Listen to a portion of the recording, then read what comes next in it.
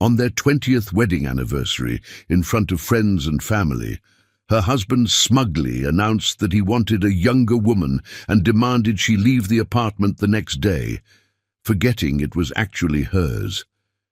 His mother watched proudly, believing her son had finally put his wife in her place. But then, with grace and quiet power, she rose from her seat, took the microphone and said, "That's perfect, because tomorrow I'm selling my apartment, the one you've been living in rent-free for 20 years, and moving on with someone who actually knows what love and loyalty mean." The room fell silent as her husband's pride crumbled and his mother's smirk vanished. "Hi, my beautiful family. Welcome back to Mr. Peter Stories. May the Almighty surround your life with blessings that never fade and love that never ends. May your hearts stay calm in every storm, your homes be filled with laughter, and your spirit shine brighter than the dawn. May every woman rise in grace and power, every man walk with humility and courage, and every child carry a light that warms every soul they meet. I pray that peace follows you wherever you go, that healing touches every wound, and that success greets you in every effort. May you never feel alone, for God's love will always hold you close, and my prayers will always rise for you, my family. If your heart is true, like the video. If your love is real, write, "I am with Mr. Peter." The chandelier crystals catch the light like frozen tears, and Nosa Edward has no idea she's about to become a ghost in her own life. The ballroom glows with warmth, 200 candles flickering against gold-papered walls, champagne flowing like promises, laughter rising and falling like waves. Nosa's dress is the color of fresh cream, expensive silk that whispers against her skin. The pearl necklace Rich gave her this morning sits heavy against her throat, the card still tucked in her clutch, "To my forever." She stands beside her husband, watching their daughter Tamsin glow at the microphone. The girl is radiant in emerald green, her father's eyes but her mother's grace. "My parents taught me what real love looks like," Tamsin says, her voice clear and strong. "They taught me that marriage isn't just romance, it's partnership, sacrifice, choosing each other every single day. When I find love, I want exactly what they have." The crowd applauds. Nosa reaches for Rich's hand, and he squeezes back, his thumb tracing circles on her palm, the way he's done for 2 decades. She thinks, "We made it. 20 years and we're still standing, still solid, still us." Their son Brody takes the microphone next. He's tall like his father, commanding the room with easy confidence. "My dad showed me how to treat women with respect, how to be a man of integrity, how to keep your word even when it's hard." His voice cracks slightly. "Mom, Dad, you're my heroes. Thank you for showing me what forever looks like." Nosa's eyes burn with happy tears. Rich pulls her close, kisses her temple. "We did good," he whispers against her skin. "We did," she agrees. The speeches end. Dinner is cleared. The dance floor opens, and Nosa moves through the crowd, accepting congratulations, hugging old friends, laughing with her sister Adeyemi, who flew in from across the country. "You look happy," Adeyemi says, studying her face. "I am happy," Nosa replies, "and it's true. After 20 years, she still loves this man. Still wants him, still chooses him." "Good," Adeyemi says, but something in her voice sounds strange, tight, before Nosa can ask. Rich is there, guiding her to the center of the room. "Speech time," he announces, and someone hands him a microphone. The crowd quiets. Faces turn toward them, expectant and warm. Rich raises his champagne glass, and Nosa raises hers. Preparing for the toast they rehearsed. Something sweet about growing old together. About love deepening with time. Rich clears his throat, smiles, and then his words slice through the air like a blade through silk. 20 years is enough. Nosa doesn't understand. She's still smiling, still holding her glass, still thinking this is part of some joke she doesn't yet understand. "I want someone younger," Rich continues, his voice steady and clear. "Get out of the apartment tomorrow." The glass slips from her hand. It shatters against the marble floor, champagne and blood mixing together because a shard has sliced her palm open, but she doesn't feel pain. She doesn't feel anything except a strange, floating sensation, like her soul is separating from her body. The room erupts in gasps and confused murmurs. Someone screams. But Nosa can't look away from Rich's face because he's not joking. His expression is calm, resolved. This isn't a mistake. This isn't temporary insanity. This is planned. Her eyes find his mother across the room. Imogene, the woman Nosa bathed during chemotherapy when cancer ravaged her body. The woman Nosa fed through nausea, whose bedpans Nosa emptied, whose tears Nosa wiped away during the darkest nights. The woman Nosa loved like her own mother. Imogene is smiling, not sympathetic, not shocked. Smiling with satisfaction, with triumph, like she's watching something she's waited years to see. Movement catches Nosa's attention. A young woman stands from a back table, blonde, barely more than a girl, wearing a dress cut too low, and a bracelet that makes Nosa's vision blur because she recognizes it. Her grandmother's bracelet, the one that went missing from her jewelry box months ago. The girl looks terrified now, her face draining of color, but she's wearing the bracelet, and that means... Nosa's knees nearly buckle. She steadies herself against a nearby table, her bleeding hand leaving marks on the white tablecloth. But the worst betrayal is still coming. She finds her son in the crowd. Brody, her baby boy, the child she carried, birthed, nursed, raised. The young man who just called his father a man of integrity. His face shows no shock, no surprise, just guilt. Raw, terrible guilt. Brody? Her voice sounds broken even to her own ears. Brody, did you... I'm sorry. The words tumble from his mouth. Mom, I'm sorry, I'm so sorry. You knew. She can barely form the words. You knew. Lardy, he made me promise. Brody is backing away, shaking his head like he's trying to shake off his own skin. He said it would kill you if you found out. He said I was protecting you. I didn't know what to do. A sound cuts through everything else, inhuman, a scream that's more animal than human, high-pitched and agonized. Tamsin. The girl collapses, her body hitting the floor hard. Her chest heaves, gasping for air that won't come. Her hands claw at her throat, her face turning red, then purple. She's hyperventilating. Someone shouts. People rush toward her, but Nosa gets there first, dropping to her knees, gathering her daughter in her arms. Breathe, baby. Breathe with me. In and out. In and out. But Tamsin can't breathe. She's choking on air, choking on betrayal, drowning in the wreckage of everything she believed. I found them. The words explode from Tamsin's mouth between gasps. 3 months ago. In my room, in my bed. Her eyes are wild, unseeing.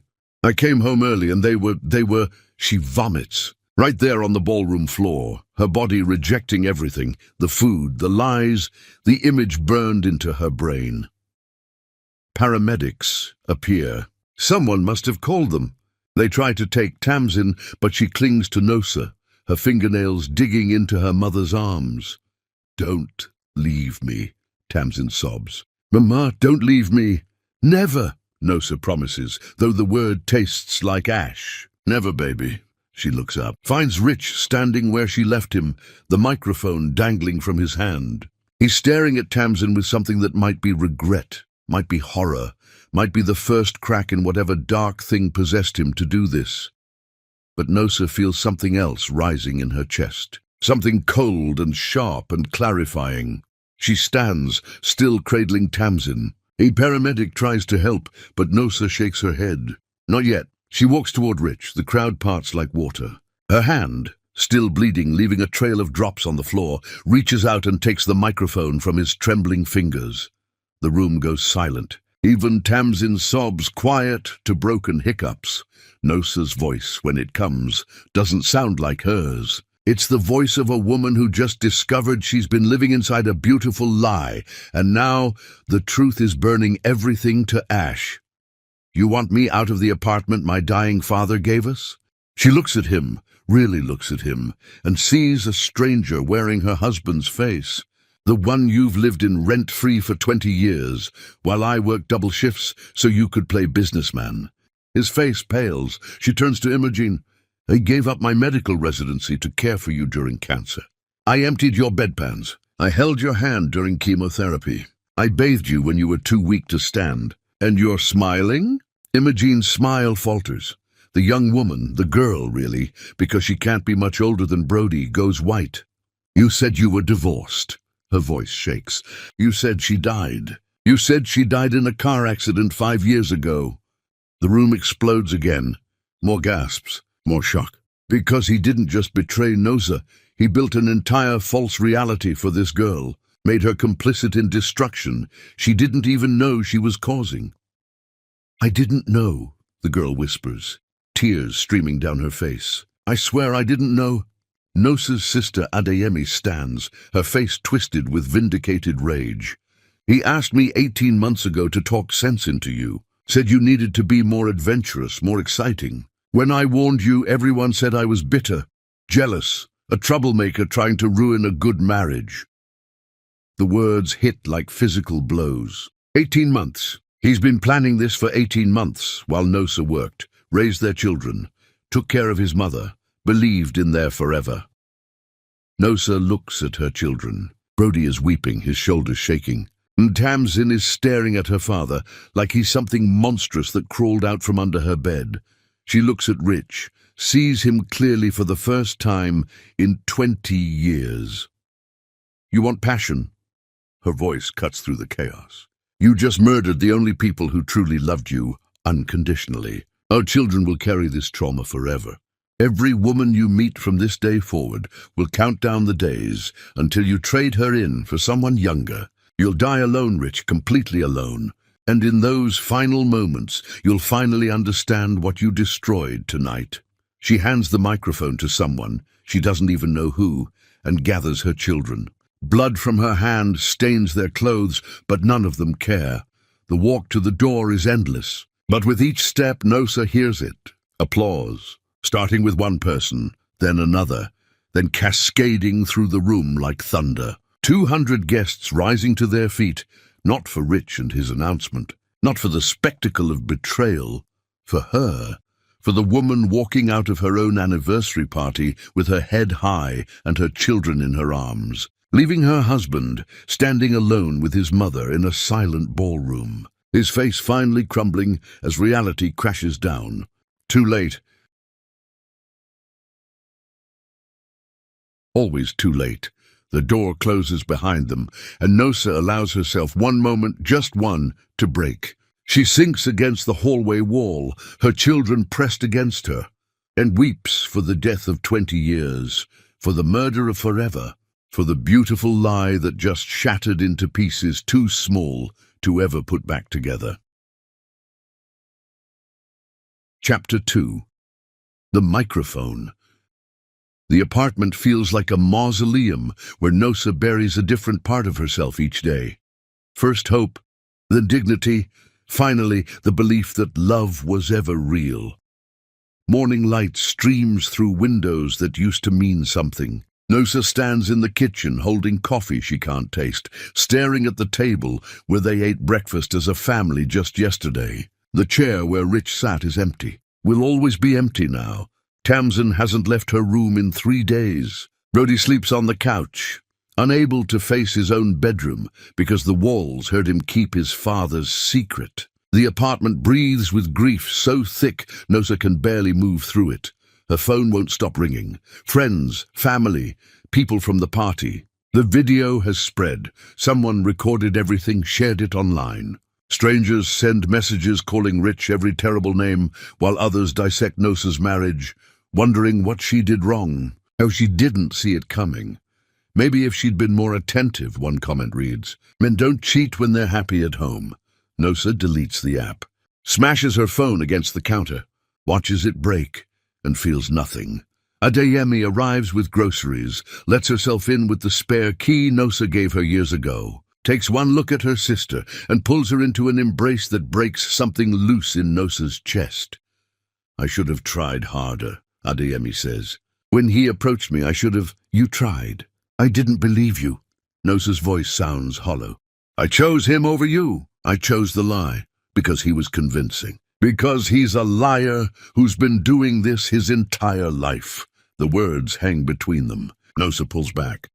What do you mean his entire life? Adeyemi hesitates, then reaches into her purse and pulls out a folder. I hired someone. After the party, I needed to know if... She hands over the folder. Read it. Inside are printouts, court documents, divorce records. A woman named Temperance, who was married to Rich before Nosa, divorced after he emptied their joint account and ran off with someone younger. Another woman named Jessamine. Same pattern, same lies, same destruction. How many? Now Nosa whispers. At least 3 before you. Maybe more. Nosa's knees give out. She sinks into a chair. I wasn't special. I wasn't. You were a target. Like the others, Adeyemi crouches beside her. This is who he is. Who he's always been. The door to Tamsin's room opens. The girl emerges looking skeletal, her skin grey, her eyes sunken. She's been beautiful her whole life, but grief has carved her into something else, something haunted. I can't eat, Tamsin says. Every time I try, I see them. In my room, in my bed, where I sleep. Nosa opens her arms, and Tamsin collapses into them. This child who's too old to be held like this, but too young to survive what she's witnessed. We'll get you new furniture, Nosa says. New everything. We'll paint the walls, make it different. It won't matter. The images are inside my head. Brody appears from the living room, his face puffy from crying. It's my fault. I should have told you. I should have... Stop! Nosa's voice is sharp. You were manipulated. He made you his accomplice. That's on him, not you. I was old enough to know better. You were his son. You trusted him. That's not weakness. That's what children are supposed to do. But Brody shakes his head, and Nosa can see the guilt eating him alive from the inside. A knock at the door makes them all freeze. Nosa peers through the peephole, and her blood turns to ice. Kellen, the young woman, standing in the hallway with her arms wrapped around herself, looking small and terrified. Nosa opens the door slowly. What do you want? I'm sorry. Kellen's voice breaks immediately. I didn't know. I swear to God I didn't know any of it. Get out, please. Just listen. Kellen pulls something from her bag, a wooden box, old and worn. He gave me this. Said it was special. I opened it this morning. She hands it to Nosa. Inside are letters. Love letters. Dozens of them. Nosa's vision blurs as she reads. The words are familiar. Too familiar. Because they're the same words Rich wrote to her 20 years ago. The same promises. The same poetry. Even the same metaphors about stars and destiny and souls recognizing each other across time. He copied them. Kellen whispers. Every single one. Word for word. I looked you up online. Found an old blog post you wrote about your engagement where you quoted his letters. They're identical. Nosa wants to vomit, wants to scream, wants to claw her own skin off because she wore these words like precious jewels, and they were just recycled trash. I'm a barista, Kellen continues, her voice shaking. I worked nights to pay for community college. He came in every evening for months, was so kind, so interested in my dreams. Told me his wife died 5 years ago, that he was lonely, that I reminded him of her when she was young. Made me feel special, like I was saving him from grief. You're his victim too, Adeyemi says quietly. I helped destroy your family. Kellen looks at Tamsin, who's staring at her with hollow eyes. I was in your bed, your sanctuary. I'm so sorry. I'll carry that forever. Tamsin opens her mouth, closes it, opens it again. Did he tell you about us? His children? He said you were grown and moved away, that you barely spoke to him anymore. I'm 16. My brother is 19. We lived here. Tamsin's voice breaks. We were here the whole time. Kellen sways like she might faint. Nosa catches her, guides her to the couch. This girl is barely older than Brody, barely more than a child herself. He's a predator, Adeyemi says. He finds vulnerable women and destroys them. You're just the latest. I thought he loved me, Kellen whispers. So did I, Nosa replies. They sit in silence, these women united by the wreckage of one man's selfishness. Finally, Kellen stands. I'll testify. If you need anything for court, divorce, custody, anything, I'll tell them everything. What he told me, how he manipulated me, all of it. Thank you. Kellen pauses at the door. For what it's worth, he talked about you all the time. Said you were brilliant, beautiful, the best person he'd ever known. I think part of him really did love you. That makes it worse, Nosa says softly. Because if he loved me and still did this, then love doesn't mean anything at all. After Kellen leaves, Brody disappears into the bathroom. Nosa hears him vomiting, then the sound of his fist hitting the wall. Once, twice, again and again, until Nosa rushes in and finds him standing over the sink, his knuckles bloody and torn. He kept a journal, Brody says, staring at his reflection. I found it in his desk when I went to get my birth certificate for college enrollment. Read one page before I couldn't stomach anymore. What did it say? That you were getting older. That he needed to start looking. That the apartment would be his in the divorce because your father put both our names on the deed. Brody's voice drops to a whisper. He was planning this for years. Turned me into his accomplice. Made me think keeping the secret was protecting you, when really he was just making sure he had time to secure everything before the bomb dropped. Nosa pulls him close. This son who's drowning in guilt that isn't his to carry. We're going to survive this, all of us, together. But she's lying. She doesn't know if survival is possible. Doesn't know if any of them will ever be whole again. That night, she wakes to strange sounds from Tamsin's room. Finds her daughter scrubbing the floor with bleach, her hands raw and bleeding, her face wet with tears. I have to make it clean, Tamsin sobs. I have to get the stain out. Baby, there's no stain. The floor is clean. No! Tamsin scrubs harder. I can still see them. Right here. I can see everything. Why can't I make it stop? Nosa kneels beside her daughter, takes the scrub brush gently from her bleeding hands. It's not on the floor. It's in your head. And we're going to get you help. Real help. What if nothing helps? What if I carry this forever? No? Then we'll carry it together. But as Nosa holds her sobbing daughter, she looks toward the bathroom where she can hear Brody retching again. And she thinks, how do we survive this? How does anyone survive the systematic destruction of everything they believed was real?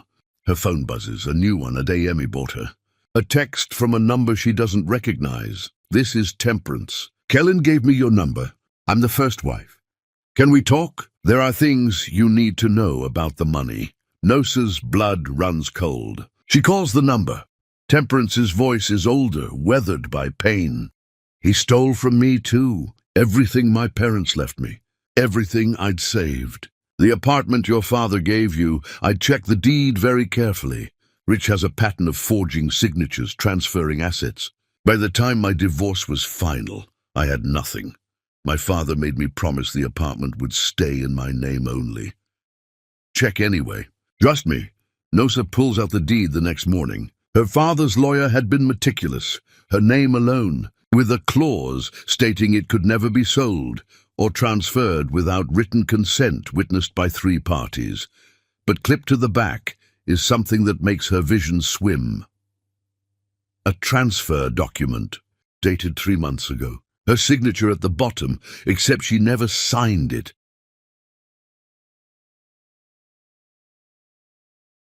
The handwriting is close, remarkably close, but not quite right. The loop on the E is too wide. The N slopes differently.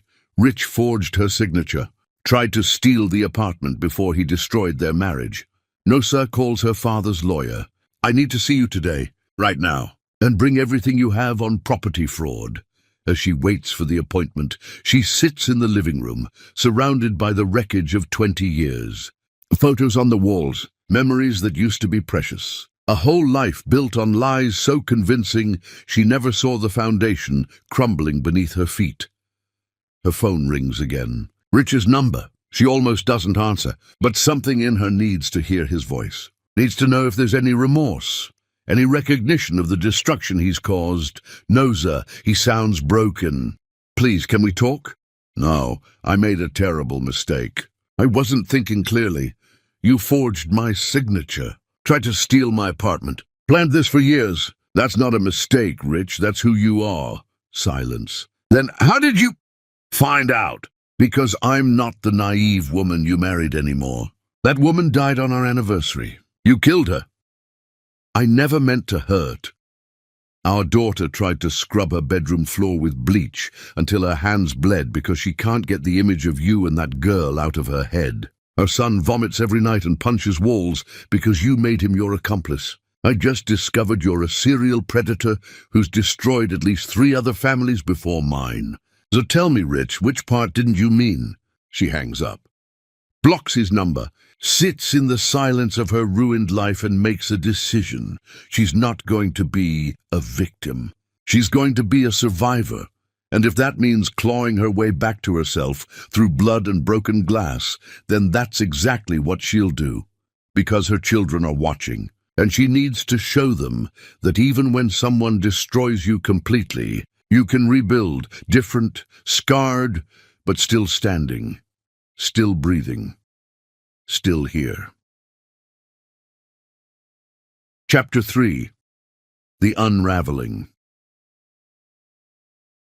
3 months crawl by like wounded animals, each day bleeding into the next, with no distinction between sunrise and sunset. And Tamsin Edward Foley has stopped believing her body belongs to her. She stands in front of her bedroom mirror, new furniture, new paint, everything different except the floor beneath her feet, which is still the same floor, still the place where her innocence died, and practices smiling. Her therapist says she needs to reclaim her space, her sense of self, her power, but power feels like a word from another language. A concept for other girls who didn't come home early from school to find their father and his mistress tangled in sheets that smelled like teenage dreams. She doesn't eat breakfast anymore. Can't. Her stomach rejects everything that isn't liquid. Coffee, water, sometimes broth if her mother begs hard enough. She's lost weight she didn't have to lose. Her collarbones sharp enough to cut, her clothes hanging like drapes on a skeleton. Please, baby, Nosa says each morning, offering toast, eggs, anything.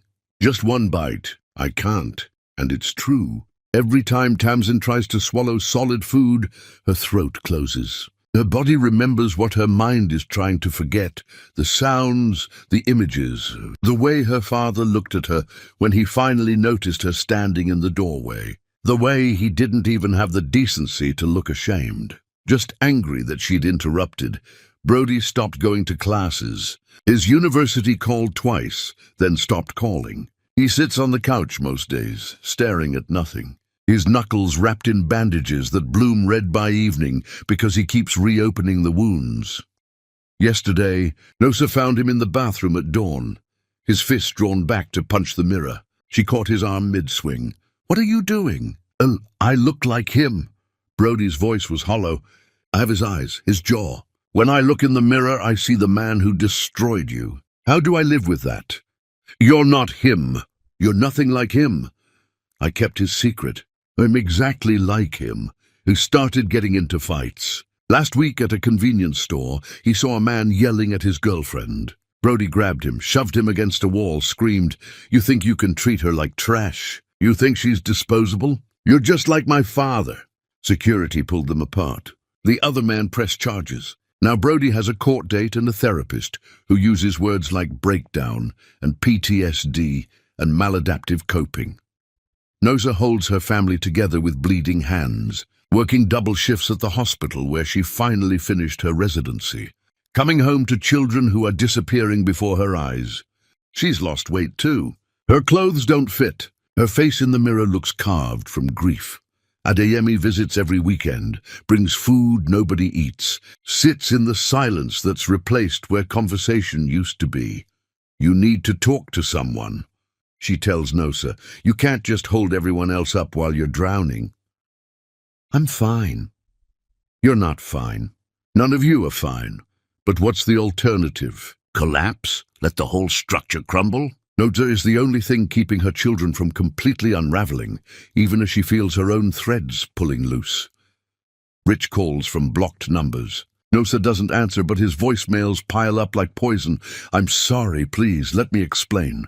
It wasn't supposed to happen like this. I still love you. I made a mistake. Please, Nosa, please. She deletes them without listening all the way through. But sometimes, late at night when she can't sleep, she wonders what he's doing. If he's suffering. If he understands yet what he's destroyed.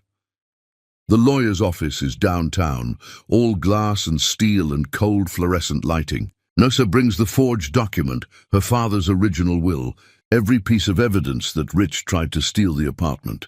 The lawyer, a sharp woman named Octavia with silver hair and sharper eyes, studies everything carefully.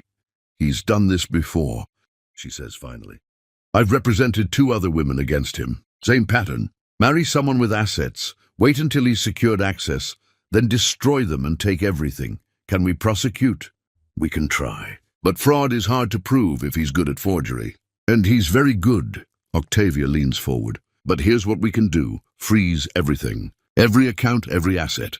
I'll file an emergency injunction. He won't be able to touch anything until the divorce is final. How long will that take? Months. Maybe longer if he fights. Let him fight. I'm not backing down. Octavia smiles grimly. Good, because he's going to make this ugly. Men like him always do. That night, Nosa comes home to find Tamsin's bedroom door open. The room is dark. She flips the light switch and her heart stops. Tamsin is on the floor. Not moving. An empty pill bottle beside her. Orange prescription tablets scattered across the carpet like fallen stars. No. Nosa is on her knees, checking for a pulse, screaming for Brody, dialing emergency services with shaking hands. Tamsin's pulse is there, but faint. Her breathing shallow, her lips slightly blue. Stay with me, baby. Stay with me. Help is coming. You're going to be fine. You're going to be... But she's not fine. None of them are fine. The ambulance arrives in minutes that feel like hours. Paramedics work quickly, efficiently, asking questions Nosa barely hears. What did she take? How many? How long ago? I don't know. I just found her. I don't know. Brody rides in the ambulance with them, holding his sister's hand, his face dead white. This is my fault. I did this. I killed her. She's not dead. She's going to be okay. But Nosa doesn't know if she believes it. The hospital is bright and loud, and everything moves too fast and too slow simultaneously. They pump Tamsin's stomach, give her charcoal, hook her up to machines that beep and whir, and monitor the life that's barely clinging to her body. A doctor with kind eyes and graying temples pulls Nosa aside. She's stable. She's going to survive this. But Ms. Edward, your daughter took a significant amount of sleeping pills. If you'd come home an hour later, we'd be having a very different conversation. I know. She's going to need intensive psychiatric care. This wasn't a cry for help. This was a genuine attempt. Nosa already knows this. Felt it in the way Tamsin's been disappearing piece by piece, day by day.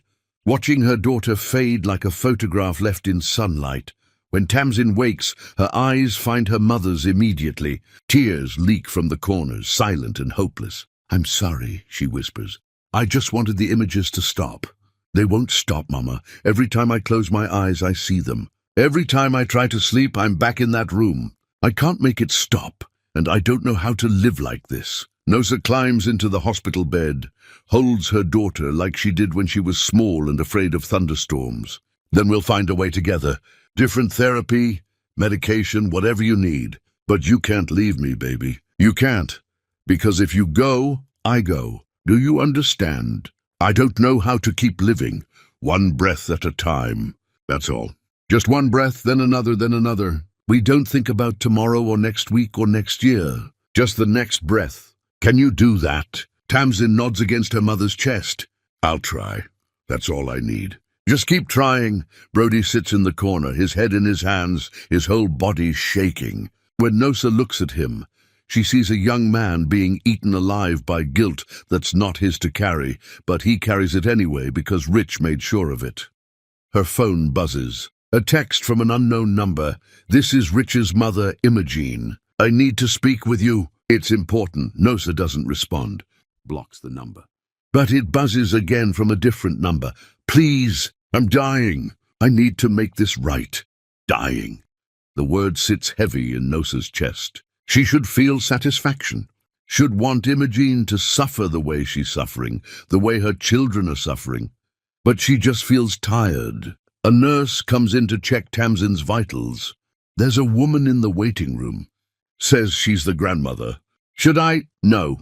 Brody's voice is hard. She doesn't get to see us.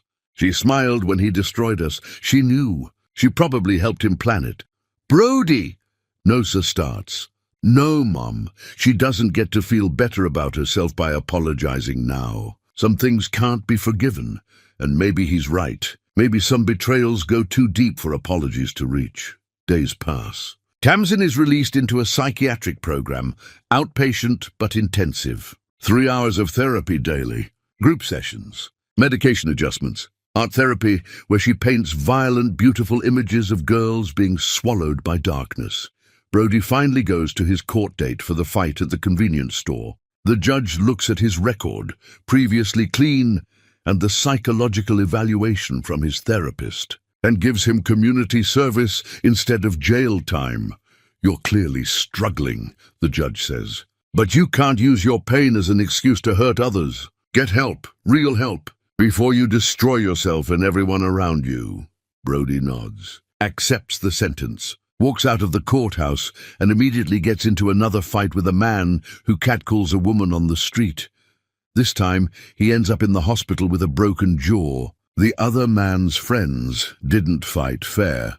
Nosa sits beside his hospital bed, watching her son's swollen face, and something in her finally breaks. Not into pieces, into something harder, something diamond-sharp and unbreakable. Enough, she says. Both of you. This ends now. Mom, no, listen to me. What your father did was evil. It was calculated and cruel and unforgivable. But if we let it destroy us, then he wins. If we disappear into our pain, if we stop existing as human beings, then he gets exactly what he wanted, to erase us so completely that we can't even fight back. How do we fight? Tamsin's voice is small, broken. By surviving, by rebuilding, by refusing to let him have any more of our lives than he's already taken. Nosa takes each of their hands. I'm not saying forgive him. I'm not saying forget. I'm saying we choose to keep living despite what he did. We choose ourselves, each other. We choose to be more than just his victims. I don't know how, Brody says. Neither do I, but we're going to learn. A week later, Imogene's obituary appears in the paper. Stroke, died at home, survived by one son, 2 grandchildren, and a former daughter-in-law who refuses to attend the funeral. Rich calls again. This time, Nosa answers. My mother is dead, he says, and his voice is hollow. She died alone. Her last words were, tell them I'm sorry. Then she got off easy. Nosa, your mother stood in that ballroom and smiled while you destroyed our family. She helped you, encouraged you. She doesn't get forgiveness just because she's dead. Please, I need. You need. Nosa laughs, and the sound is bitter as poison. Your daughter almost died because of you. Your son can't look at himself in the mirror without seeing the man who manipulated him. I discovered you're a serial predator who's destroyed multiple families. You forged my signature to steal my home, and you're calling me because your mother died. Silence on the other end. I hope you're drowning in it, Rich. I hope the guilt eats you alive. I hope you lie awake every night seeing Tamsin's face when she collapsed, hearing Brody beg for forgiveness for something that was your fault. I hope you never have another peaceful moment for the rest of your miserable life. She hangs up, blocks the number, turns to her children who are watching her with something like awe. That's how we fight, she says. We refuse to make his pain our responsibility. We refuse to carry his guilt. We survive, and we do it without him. Tamsin nods slowly. Brody's jaw is still wired shut, but he squeezes his mother's hand. They're broken, all of them, shattered into so many pieces it seems impossible they'll ever be whole again, but they're still breathing, still here, still fighting, and maybe that's enough for now. Maybe survival is its own form of victory. Chapter 4. The Girl Who Wanted Silence. The psychiatric ward smells like industrial cleaner and old despair, and Tamsin Edward Foley learns that surviving is different from living. One is breathing, the other is wanting to. She sits in group therapy with 7 other people who tried to stop existing. A man in his 40s who stepped in front of a train. A woman in her 20s who drove her car into a lake. A teenage boy who hung himself in his closet, but the beam broke. They share their stories like trading scars, comparing whose pain cut deepest.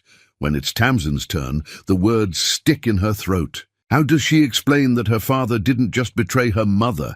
He stole her innocence, her safety, her ability to trust that the world makes sense. "My father used my bedroom," she finally says, her voice barely above a whisper, "while I was at school. With his mistress, in my bed." The room goes quiet. Even here, in this place where everyone's trauma is supposed to be equal, her pain stands out. The therapist, a woman named Dr. Larkin with grey streaks in her black hair and eyes that have seen too much, leans forward. "You came home early." "I was sick, fever, I just wanted to sleep." Tamsin's hands twist in her lap. "I heard sounds from my room, opened the door, and there they were." "What did you do?" "Nothing. I just stood there, frozen, until my father saw me." And the look on his face, her voice cracks. He wasn't ashamed. He was annoyed, like I'd interrupted something important.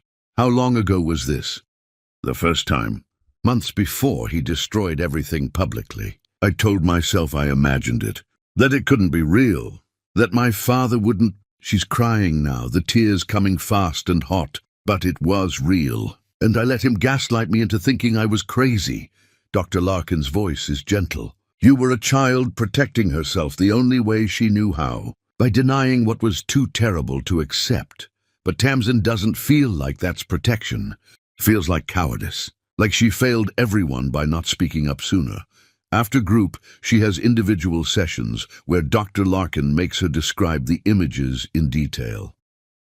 "We need to drain the wound," she explains. "Right now, these memories have power over you because you're trying not to think about them. The more you avoid them, the stronger they become." So Tamsin talks, describes everything: the color of the sheets, the angle of afternoon light through the window, the specific sounds, the smell of perfume that wasn't her mother's, the way her father's back arched, the woman's face flushed and unaware until suddenly, horribly aware. She vomits twice during the session. Dr. Larkin hands her a trash can like, "This is normal. Expected, part of the process." "Good," she says when Tamsin is done heaving. "Your body is releasing the trauma. Let it out." But Tamsin doesn't feel released. Feels raw, flayed open, exposed to air that burns. At night, she lies in her hospital bed. They kept her inpatient for observation, and listens to other patients crying, screaming, bargaining with gods who don't answer. She understands them now, understands why people choose silence over this, why death seems kinder than carrying pain that never stops bleeding. Her phone rings. Brody. His voice sounds strange, muffled. Right. His jaw is wired shut. He's learned to speak around it, but every word sounds painful. "How are you?" he asks. "Alive, you?" "The same." They're quiet. The silence between them heavy with everything they can't say. "I'm sorry. This is my fault. I should have saved you. I should have spoken up. I should have been braver. The judge gave me community service," Brody finally says. 100 hours. "I have to help at a domestic violence shelter." "That's good." "Is it? I feel like a fraud, like I'm the abuser, not the victim." "You're both. That's what makes it so complicated." More silence. "Then I got into another fight." "Brody, I know. I can't stop. Every time I see a man mistreating a woman, something breaks inside me. I want to hurt them the way he hurt us." "That's not helping anyone." "I know. My therapist says I'm projecting, trying to save every woman because I couldn't save Mom." Tamsin understands this. She's doing the same thing in reverse, trying to disappear because she couldn't make her father disappear first. "We're a mess," she says softly. "Complete disaster. Do you think we'll ever be normal again?" Brody is quiet for so long, Tamsin thinks he's hung up. "Then I don't think normal exists anymore. I think we just have to find a new way to exist. Different, scarred, but maybe still okay." "I don't know if I want to exist at all." "Then exist for me. For Mom, because if you go, we fall apart completely." "You're the glue, Tam, you always have been." But Tamsin doesn't feel like glue. Feels like shattered glass, barely holding shape through surface tension alone.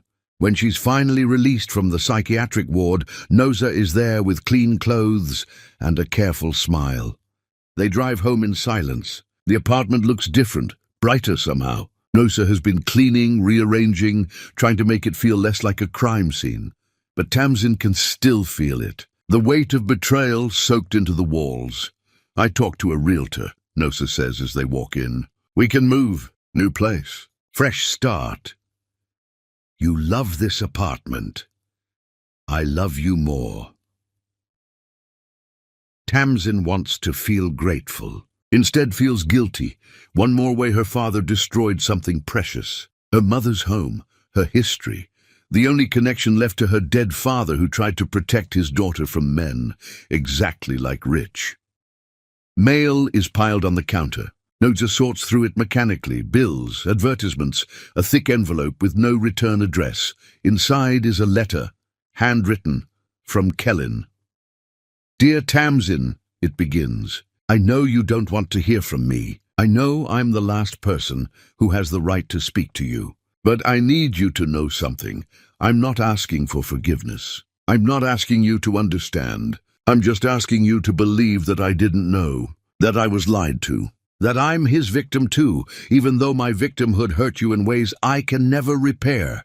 Tamsin reads the whole thing. 2 pages of careful handwriting, shaking in places, words crossed out and rewritten. At the end, "You deserved better. Your whole family did. I'm going to therapy now, learning about predatory behavior, about manipulation, about how men like your father find vulnerable women and use them as weapons. I'll carry what I did to you forever. All I can do is promise never to be used like that again, and to warn every woman I meet about men who seem too good to be true. Because they are. Every time." Tamsin folds the letter carefully, puts it in her drawer, doesn't know how to feel about it. That night she dreams of her father, but in the dream he's transparent, a ghost already fading, and she's solid, real, surviving. She wakes gasping but not screaming. It's progress. Small, microscopic, barely there, but progress nonetheless. Days become weeks. She goes back to school, has to repeat the semester she missed, but she goes. Sits in classrooms and takes notes and pretends to be normal, even though normal is a language she's forgotten how to speak. Other students whisper. Everyone knows. The video from the anniversary party went viral. That's the girl whose dad, she hears the fragments. Keeps walking, head up, because her mother taught her that surviving with dignity is its own form of revenge. Brody starts his community service at the shelter. Comes home quiet, shaken. The stories, he tells Nosa, the things men do to women. He can't finish the sentence. Is it helping? I don't know, maybe. I'm learning that what Dad did isn't unique. That there are thousands of men just like him. Millions, probably. And that makes it worse somehow. Like evil isn't special. It's ordinary. Nosa nods. She understands this. Has seen it in her work at the hospital.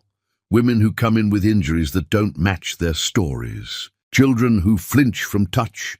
The everyday violence that society pretends not to see. Rich tries to visit. Shows up at the apartment door. Brody answers, still in his community service uniform. The irony not lost on anyone. You need to leave, Brody says. I just want to talk. To explain, there's nothing to explain. You destroyed us, on purpose, for years. Now you have to live with that. Your sister almost died because of you, Brody's voice rises. Because you traumatized her so badly, she wanted to stop existing. So no, you don't get to use her pain as an excuse to feel better about yourself. Leave now, before I call the police. Rich looks past him, sees Tamsin standing in the hallway. His face crumples. Tamsin, baby, don't call me that. Her voice is ice. You lost the right to call me anything. I'm your father. You're the man who used my bedroom as his personal brothel. You're nothing to me. She turns and walks away. Here's Rich weeping on the other side of the door. Here's Brody slam it in his face, feels nothing. And maybe that's healing too, the absence of feeling. The ability to look at the source of her trauma and feel nothing but cold indifference. That night, Tamsin writes in the journal Dr. Larkin gave her. Writes about the dream, about school, about the letter from Kellen. Writes about standing in the hallway and feeling nothing while her father wept. Is this better? She writes. Feeling nothing instead of feeling everything? Or is it just different? Is numbness its own form of death? She doesn't know the answer, but she keeps writing, keeps breathing, keeps existing, one breath at a time, just like she promised. Chapter 5. The Man in the Mirror. Rich Foley stands in his mother's empty house surrounded by photographs of people who now hate him. And for the first time in his life he sees himself clearly, and the reflection is monstrous. The funeral was yesterday. He stood alone at the graveside while his siblings positioned themselves on the opposite side of the casket, as far from him as possible, without leaving entirely. No one spoke to him. No one looked at him. He was a ghost at his own mother's funeral. Imogene's house feels enormous in its emptiness. Every room echoes with memories. Family dinners where Nosa cooked because Imogene was too weak from chemo. Christmas mornings with Tamsin and Brody opening presents while Imogene watched with joy in her eyes. The night she held Rich's hand and said, "I'm so glad you found Nosa. She's the best thing that ever happened to this family." And Rich destroyed it all. He finds boxes of photographs, carefully sorts through them with shaking hands. It's their wedding day, Nosa in white, radiant, believing every promise he made. Here's Brody as a newborn, tiny and perfect in his father's arms. Here's Tamsin's first birthday, cake smeared across her face, everyone laughing. He made these memories, lived inside these moments, felt love, real, genuine love for these people, and still chose to destroy them. Why? The question circles his mind like a vulture. Why did he do it? What was he looking for? What was missing inside him that made him need to hurt the people who loved him most? He finds Tamsin's diary in a box of things his mother saved, from when she was 12. The pages are filled with hearts and flowers and sentences like, "Daddy is my hero. He's the smartest, kindest, best man in the whole world. When I grow up, I want to marry someone exactly like him." Rich vomits into the nearest trash can, heaves until there's nothing left, until he's just dry retching into emptiness. That's what he did. Took his daughter's hero worship and turned it into trauma so severe she tried to die. He finds Brody's college essay in another box. His mother kept everything. The essay is about integrity, about moral courage, about how Rich taught him that real men protect the weak, that honor matters more than comfort, that love is a verb, not just a feeling. Rich's hands shake so badly he drops the papers. They scatter across the floor like accusations. His son believed in him, worshipped him, and Rich manipulated that love, used it as a weapon, turned Brody into an accomplice in his mother's betrayal. The phone rings. Unknown number. He answers because maybe it's someone who doesn't hate him yet. "Mr. Foley, this is the suicide prevention hotline. Your wife, ex-wife, called us. She's concerned you might be a danger to yourself." Nosa called them. Even now, even after everything, she's trying to keep him alive. The realization breaks something inside him. He's been telling himself she's cruel, vindictive, unreasonable. But she's not. She's protecting him from himself, even while he destroyed her. His voice cracks. "I don't know. Maybe I am. Can you tell me where you are?" He gives the address. 20 minutes later, paramedics arrive with a crisis counselor. They sit with him for hours, asking questions, assessing risk, finally giving him a number for a therapist who specializes in abusive partners. "You need to understand something," the counselor says. "Whatever you're feeling right now, it's not about seeking sympathy. It's about truly confronting what you did. And that work is going to be harder than anything you've ever done." Rich calls the therapist the next morning, a woman named Solitude, with a voice like gravel and no patience for excuses. "Why are you calling me?" she asks immediately. "I need help." Wrong answer. "Why are you really calling?" "I destroyed my family. My daughter tried to die. My son is having a breakdown. My wife—" "Stop, you're making this about them. Why are you calling? What do you want?" Rich is confused. "I want to fix—" "You can't fix it. It's unfixable. So try again. Why are you calling?" He thinks. Really thinks. "Because I'm a monster and I don't know how I became one." "Better. Now we can start." The first session is brutal. Solitude doesn't let him deflect, doesn't accept excuses, doesn't allow him to paint himself as a victim of circumstances. "You weren't drunk. You weren't insane. You weren't having a midlife crisis," she says. "You made calculated choices over years. You manipulated everyone around you. You forged documents. You used your own son as an accomplice. You traumatized your daughter in her sanctuary. These weren't mistakes. This is who you are." "I didn't mean—" "Don't." Her voice is sharp. "Don't say you didn't mean to. You meant every bit of it. You just didn't expect consequences." She makes him join a group for abusive men. Sitting in that circle the first time is humiliating. These men are monsters. They hit their wives, screamed at their children, destroyed property, threatened violence. He's not like them, except he is. The facilitator, a man who used to be exactly like them until he chose differently, looks directly at Rich. "You think you're better than everyone here because you didn't hit anyone. But psychological abuse is just as devastating. More sometimes. Because physical scars heal. The scars you left will never fully disappear." Rich wants to argue. Can't. Week after week he sits in that circle and hears stories that mirror his own. Men who felt entitled to their wives' lives. Men who manipulated and gaslit and destroyed. Men who turned their children into weapons. And slowly, horrifyingly, he recognizes himself in every story. Solitude gives him an assignment. Write letters to your victims. Not to send, they don't need your words right now. But so you understand the full scope of what you did. He starts with Tamsin. "Dear Tamsin, I murdered your childhood. I took your sanctuary and turned it into a crime scene. I taught you that men who say they love you will destroy you. I made you want to die. There is no apology big enough, no atonement sufficient. I did this to you, your own father, the person whose only job was to protect you. And I failed so completely that you couldn't stand to exist anymore." He sobs so hard, he passes out from exhaustion.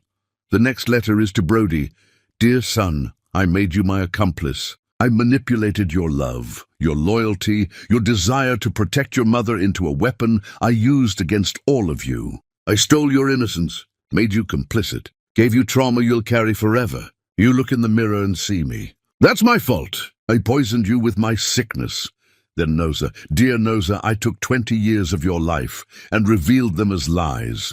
I made you question your own reality, your judgment, your worth. I used your father's generosity, your compassion, your love as tools to manipulate you. I tried to steal the home your dying father gave you. I turned you into a cautionary tale when you deserved to be a love story." He writes dozens of letters. To Kellen, who he manipulated into hurting people she didn't even know existed. To his mother, who he let poison her soul with cruelty.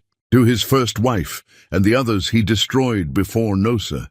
Each letter peels back another layer of self-delusion. Each one forces him to see what he did without the comfortable distance of justification. Solitude reads them all.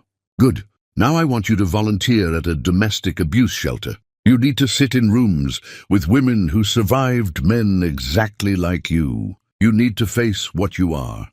The shelter is in a converted church, all high ceilings and stained glass that filters light into colors that feel holy. The women who live there look at Rich with suspicion.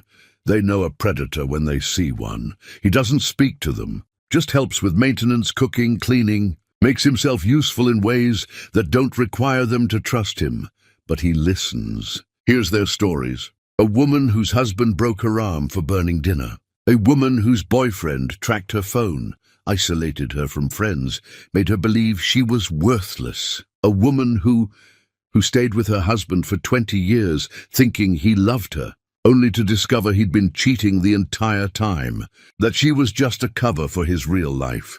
The woman's name is Temperance, the same Temperance who contacted Nosa, Rich's first wife. She recognizes him immediately, goes pale. "What are you doing here?" "I volunteer here. Part of my therapy." "Therapy?" She laughs bitterly. "What, you think a few months of talking will fix what you are?" "No, I don't think I can be fixed." The honesty surprises her. "Then why bother?" "Because I need to understand what I am, and I need to make sure no one else becomes me." They stand in tense silence. Finally, Temperance says, "I'm going to be watching you. If you're performing, if this is some kind of manipulation to get back to Nosa and the kids, I'll destroy you." "Good. Someone should." Weeks turn to months. Rich sells his car, moves into a tiny studio apartment, works 3 jobs. Every extra dollar goes to abuse survivor organizations. He's not trying to buy redemption. He knows it's not for sale. He's just trying to stop drowning in his own guilt. He starts speaking at high schools. The guidance counselor warns him, "These kids will eat you alive." Good.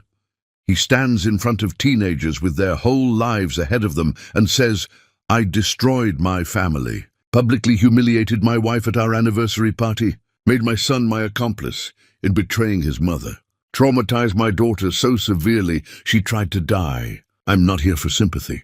I'm not here for redemption. I'm here so you don't become me." A girl raises her hand. "If you knew you were hurting them, why did you keep doing it?" "Because I loved myself more than I loved them. Because I felt entitled to their pain. Because somewhere along the way, I started seeing them as obstacles to my happiness instead of people with their own inherent worth." Do you think people can change? I think people can become different. Whether that's change or just better performance, I don't know yet. Ask me in 5 years. He posts videos online. Raw, unfiltered confessions. Not seeking forgiveness, warning others. The comments are brutal. "You deserve to suffer forever. I hope your kids never forgive you. You're scum." He agrees with every comment. Doesn't delete any of them. This is his punishment, to be known as the monster he is. One night, he's at the shelter washing dishes when Adeyemi walks in, Nosa's sister. She freezes when she sees him. "What are you doing here?" "Volunteering. Have been for months." She studies him carefully. "I'm going to watch you. If you're faking this, if you hurt anyone here..." "I'm not faking, but watch anyway. Everyone should." She does watch. Comes every week for shelter duties. Keeps Rich in her peripheral vision. Watches him counsel young men about respecting women. Watches him clean bathrooms and cook meals and never ask for recognition. Watches him sit with his own pain without demanding comfort. After a year, she approaches him. "You're different." "I'm trying to be. That doesn't erase what you did." "I know. Why are you doing this?" "Really?" Rich is quiet for a long time. "Because if I can help one man not become me, maybe my life will have one good thing in it. Just one, that's all I'm asking for." Adeyemi nods slowly. Doesn't forgive him. Doesn't trust him. But maybe, just maybe, believes he's genuinely trying. It's more than he deserves. It's everything. Chapter 6. 5 years in purgatory. The shelter smells like industrial cleaner and old despair. And Rich Foley, who once thought himself a good man, now spends his days learning he was always the monster in other people's stories. 5 years crawl by with the slow inevitability of erosion. Each day wearing him down to something unrecognizable from the man who stood in that ballroom and destroyed his family. He barely sleeps. 3, maybe 4 hours a night before the nightmares wake him. Tamsin's face pale and empty as she swallows pills. Brody's broken voice saying, "I'm just like you. Nosa's eyes when she realized 20 years were built on lies. The studio apartment where he lives now is barely large enough for a bed and a desk. No decorations, no photographs, nothing that might let him pretend he deserves comfort. He works 3 jobs: janitor at a hospital, night stock at a grocery store, weekend maintenance at the shelter. Every penny beyond basic survival goes to organizations that help abuse survivors. "You're not buying redemption," Solitude reminds him during their weekly sessions. "You know that, right? No amount of money or time will erase what you did." "I know. So why do it?" "Because it's the only thing I can do that doesn't make the world worse." The group for abusive men meets every Tuesday. Rich hasn't missed a session in 5 years. He knows their stories now. Men who destroyed their families in different ways, but for the same reason. Because they could. Because they felt entitled. Because somewhere along the line, they stopped seeing their victims as fully human. A new member joins. Younger, maybe mid-30s, still making excuses. "She pushed me to it." She wouldn't listen. "What was I supposed to do?" Rich speaks up. "You were supposed to not destroy her.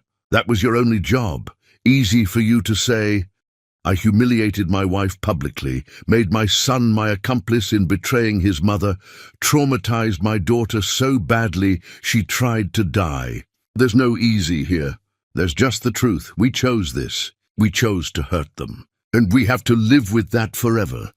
The man's face goes red. "You don't know my situation. I know you're making excuses. I did it for 40 years. It doesn't help. It just delays the moment when you have to face what you are." After group, another member approaches Rich. Older man, grey and tired. "How long have you been sober?" "I don't drink, and that's not what I mean." "How long since you hurt someone?" Rich thinks. 5 years. But I'm not sober. I'm just not actively poisoning anyone new. The people I already hurt, they're still suffering. I'm still hurting them through the aftermath.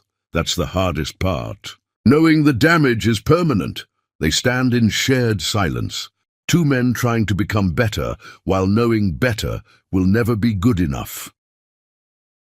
At the high school where Rich speaks quarterly, a boy approaches him after the presentation. "My dad is like you. He cheated on my mom, made me keep it secret. I feel like I'm dying inside." Rich's chest tightens. "You need to tell someone. A counselor, a trusted adult. The secret is poison. But if I tell, I'll destroy our family. The secret is already destroying your family. You're just protecting your dad from consequences. And he doesn't deserve that protection." The boy starts crying. Rich wants to hug him, comfort him. Doesn't. He's lost the right to offer comfort. Go to the counselor's office. Right now. Tell them everything. It's not your responsibility to carry this. The boy nods, wipes his face, walks away. Rich wonders if he'll actually do it. Hopes desperately that he will. The videos Rich posts online have become a strange sort of archive. People share them in divorce support groups, show them to teenagers learning about healthy relationships, use them as examples of what manipulation looks like. He never expected this, didn't make them for any purpose beyond confession. One comment appears on every video. "This is my ex-husband." Word for word. "Thank you for helping me see I wasn't crazy." The comments are from different people, different stories, but the same essential pain. Rich reads each one, forces himself to sit with the knowledge that he's not unique, that there are thousands, maybe millions of men just like him, that the damage he did is ordinary.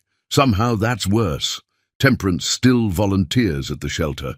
They've developed a strange working relationship, not friendship, never that, but a mutual understanding born from shared history. She watches him carefully, always assessing whether this change is real.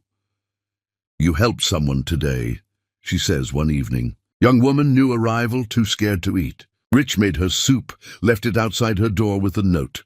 "No pressure. Just here if you need it, and that's the job."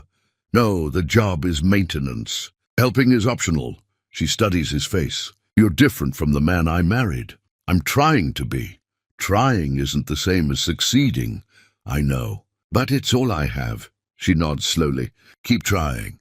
Some days that's enough." Adeyemi continues watching him. Months turn to years, and she sees him counsel young fathers at the shelter. Your child isn't your property. Your partner isn't your servant. Love means putting their needs on equal footing with yours. Not above, not below. Equal. She sees him break up a fight in the parking lot.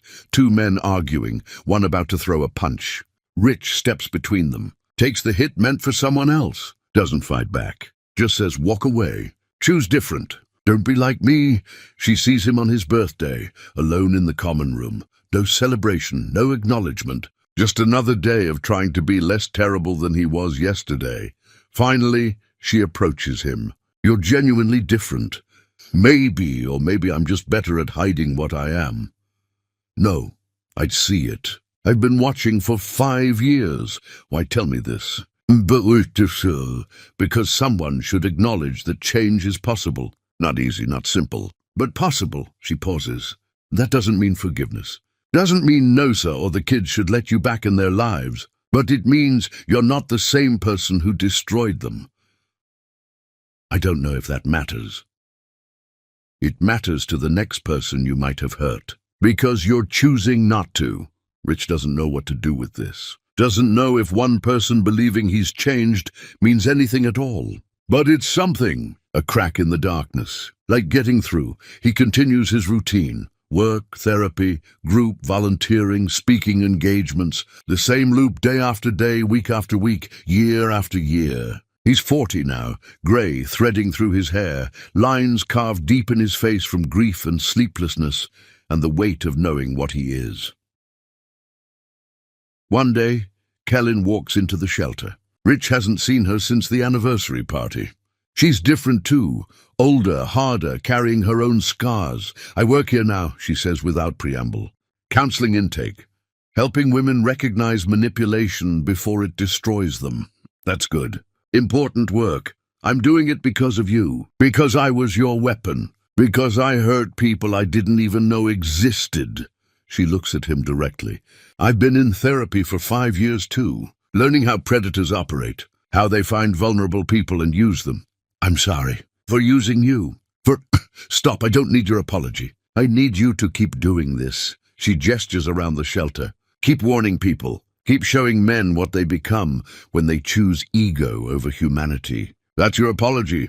She walks away. Rich watches her go. This young woman he manipulated into complicity, now turning her pain into protection for others. Maybe that's the only redemption available to people like him. Not forgiveness, but the choice to stop creating new victims. He writes more letters he'll never send. Updated ones, now that he understands more about the damage he caused. Dear Tamsin, I know you're in college now. Adeyemi told me you're studying psychology, specializing in trauma. You're turning your pain into healing for others. I wish I could tell you how proud I am. But pride requires the right to have feelings about you, and I gave up that right when I destroyed your childhood. I hope you're okay. I hope you're more than okay. I hope you found a way to exist without the weight of what I did crushing you every day.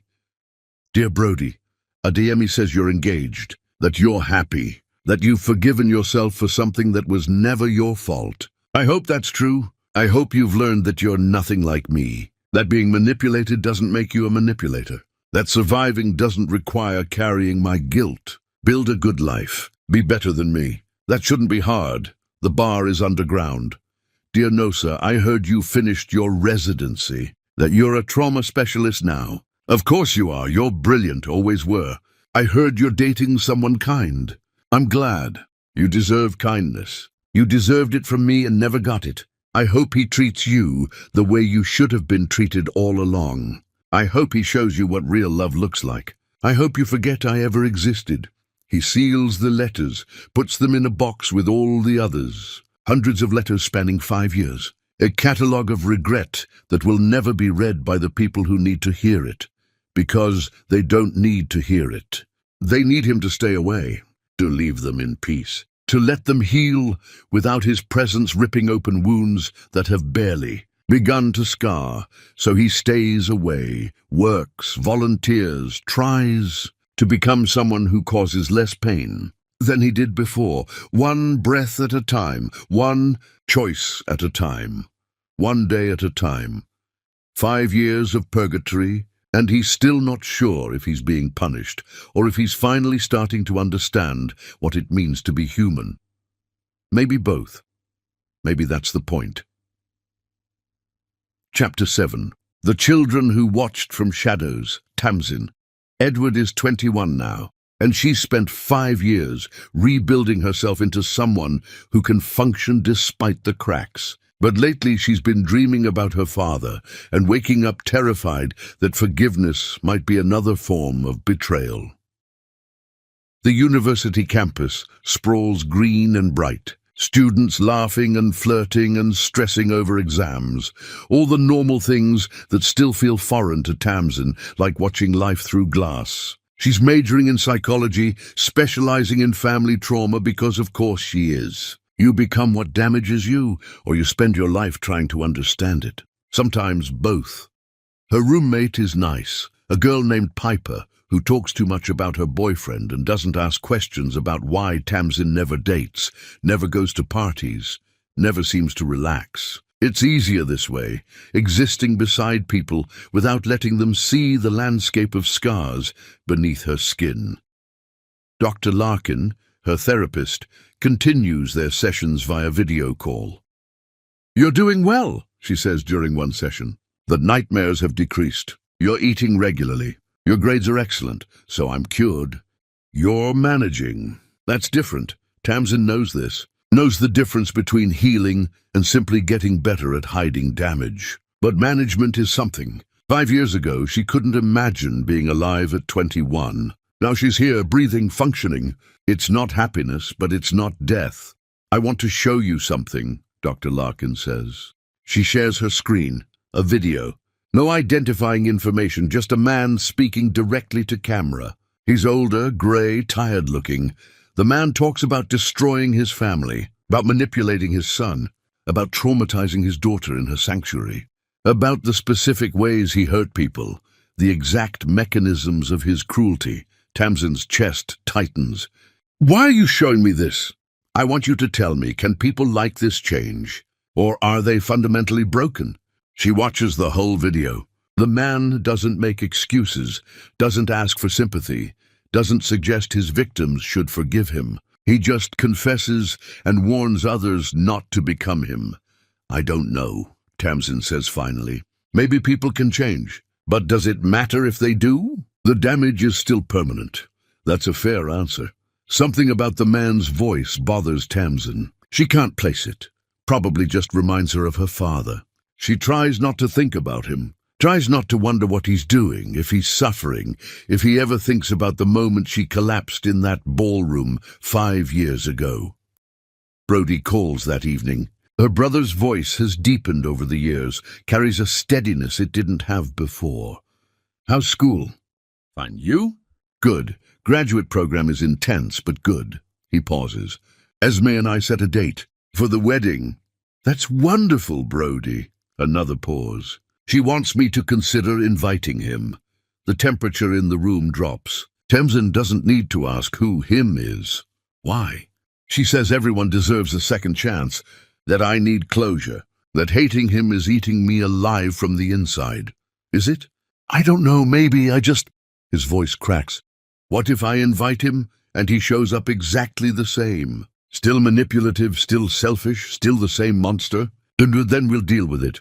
Or what if he's different? What if he's genuinely changed and we're punishing someone who doesn't exist anymore?" This is the question that haunts Tamsin too. If people can fundamentally change, do you owe them forgiveness for who they used to be? Or do you have the right to hate them forever because of what they did, regardless of who they became? "I don't have answers," she tells her brother. "Neither do I, but Esme thinks we should try family therapy. All of us, including him, just once, to see if—" He can't finish the sentence. "What does Mom say?"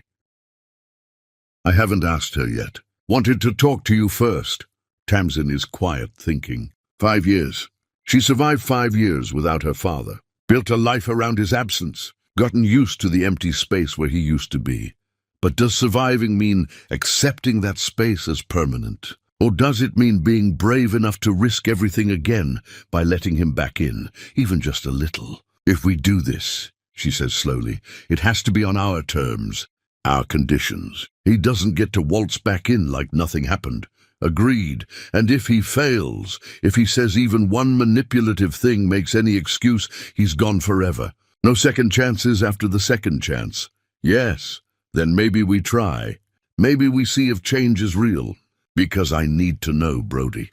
I need to know if people can become better. Because if they can't, her voice breaks. If they can't, then what's the point of anything? They're both crying now, siblings united by shared trauma and the desperate hope that humans are capable of transformation. After the call, Tamsin can't sleep. She pulls out her laptop, searches for more videos by the man Dr. Larkin showed her, finds dozens, watches them chronologically, seeing him over years. The first videos raw and fresh with pain, later ones more composed but no less honest. In one video he mentions his daughter is in college now, studying psychology, turning her pain into healing.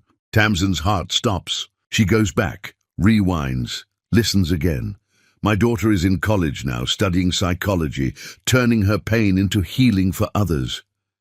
She recognizes the voice now, recognizes the specific timbre, the way he emphasizes certain words. This is her father. These videos, all of them, are her father's confessions, his warnings, his attempts to become something other than the monster who destroyed them.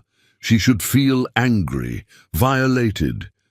He's using their story without permission, making their private pain public, but instead she feels something else, something she didn't expect, curiosity, because the man in these videos isn't the man who stood in that ballroom, isn't the man who used her bedroom, isn't the man she's spent 5 years hating. This is someone else, someone broken by consequences, someone genuinely trying to become better. Is it performance? Or is it real? As she downloads every video, watches them all, takes notes like she's studying for class, which in a way she is. This is research. Can people change? Can monsters become human again? Or is humanity something that once lost, stays lost forever? Brody calls Nosa the next day. Tamsin listens on speakerphone, the three of them connected across distance by the question no one wants to ask. Do we let him try? Nosa's quiet for a long time. Then, I've been seeing someone, Leighton. He's kind, steady, everything your father wasn't. And sometimes I look at him and I think, this is what love should have been. This is what I deserved all along. That's good, Mom, Tamsin says. But then I think about your father. Wonder if he's suffering, if he's learned anything, if he's still the same man, or if 5 years changed him into someone else. She takes a shaky breath. I don't love him. I'll never love him again. But maybe I can be in the same room without wanting to destroy him. Maybe that's enough for one meeting. What if he hurts us again? Brody asks. Then we leave. Immediately. No second chances. What if he's actually changed? Then we decide what that means. If anything, they agree to try. Brody will call him, make the arrangement. One meeting. Family therapy. All of them in a room together for the first time in 5 years. Tamsin writes to her father that night. The first contact in 5 years. She keeps it short. I saw your videos. All of them. I don't know if you're performing or if you've genuinely changed, but I need to find out. Because if people can change, maybe there's hope for everyone, including me. She doesn't send it, not yet. First, she needs to see him, needs to look in his eyes and determine if the transformation is real or if he's just gotten better at lying. Because if he's still the same monster, she'll know. She's studied manipulation now, understands the mechanisms, the tells, the ways predators perform remorse without feeling it. But if he's different, genuinely, fundamentally different, then maybe change is possible. And maybe she can stop being terrified that every person who says they love her is just waiting for the right moment to destroy her completely. Maybe that's not hope. Maybe it's just desperation wearing hope's clothing. But right now, it's all she has. Chapter 8. 3 Conditions for the Ghost, Nosa. Edward stands in her kitchen holding the phone like a live grenade, and Rich Foley's voice, older, humble, destroyed, is asking for something she never thought she'd have the power to give. One chance to sit in a room with the people he murdered emotionally. The kitchen is different now. New apartment finally. Couldn't bear to stay in the place where so much ended. This space is smaller but brighter, windows facing east so morning light floods the rooms. Leighton chose the apartment with her, helped her move, never once asked why she needed to leave behind every physical reminder of her marriage. Leighton is in the living room now, pretending to read but actually listening, ready to support her however she needs. He's everything Rich wasn't. Patient, honest, content to love her without demanding she perform gratitude. They've been together 2 years. He knows the whole story, never pressures her to move faster than she's ready. "I don't deserve this," Rich's voice says through the phone. It sounds different, older, yes, but also hollowed out, less certain. "I know I don't deserve even 1 minute of your time." "No," Nosa agrees, "you don't. But if you're willing, if the kids are willing, I want to try. I want to show you I'm not—" He stops. "I don't know how to say this without sounding manipulative." "Then don't say anything. Just listen." She hears his breath catch. "Okay. You get 1 meeting, 1. If you say even one thing that feels like manipulation, if you make any excuses, if you try to minimize what you did, we're done forever. No appeals, no second chances. Understood?" "Yes. I'm setting 3 conditions. You meet all 3 or this doesn't happen." "Anything. Don't agree before you hear them. You might not want to once you understand what I'm asking." Silence. Then, "Tell me." Nosa has practiced this, rehearsed the words with her therapist until they felt like armor instead of exposure. Condition 1. Continue therapy for 5 more years. Not regular therapy, specialized work with families you've helped destroy through your volunteer work. Face your victims, carry their pain, help them heal. Your transformation isn't complete until you've repaired damage beyond your own family. "I can do that." Condition 2. Rebuild with our children at their pace. You don't get to be called dad just because time passed. Every word is earned. Every conversation is a gift. It might take decades. It might never happen. You accept that without resentment or pressure. His voice is thick. "Yes." Condition 3. This is the hard one. The one that makes this real. You never ask me for forgiveness. You don't get peace. You don't get closure. You live with what you did forever. Your healing doesn't depend on my absolution. I don't exist to give you redemption. Understood? Long silence. Nosa can hear him breathing, processing, understanding what she's really saying. You will carry this guilt until you die. I will never release you from it. If you're looking for forgiveness, look somewhere else. I understand, he says finally, and I agree to all of it. Why? Why what? Why agree? What do you get out of this if not forgiveness? He's quiet again. When he speaks, his voice is barely a whisper. The chance to show you I'm sorry. Not so you forgive me, just so you know the apology is real. So maybe someday you can think about our marriage and not feel like every good memory was a lie. Something in Nosa's chest twists. She doesn't want to feel sympathy, doesn't want to soften, but there's something in his voice, genuine regret, not the performance of it. She doesn't trust it yet, but she hears it. The therapy appointment is in 3 weeks, she says. Dr. Philomena Crest. She's a specialist in family trauma. Don't be late. Don't bring anything, no gifts, no letters, nothing. Just yourself, and be prepared. Our children are going to unleash 5 years of pain on you. You don't get to defend yourself. You just sit there and take it. I will.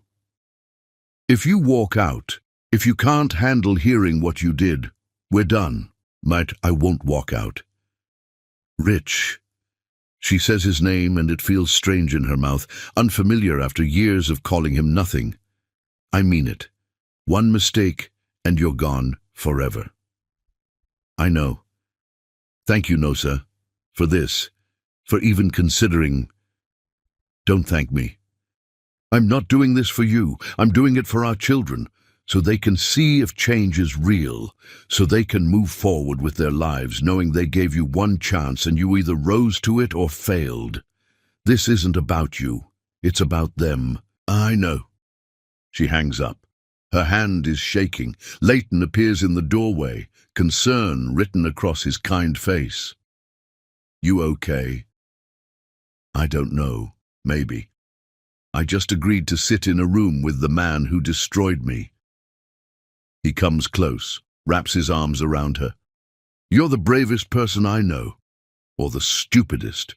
Brave, he insists, because you're choosing to face trauma when you could just walk away. That takes courage. But Nosa doesn't feel courageous, feels terrified.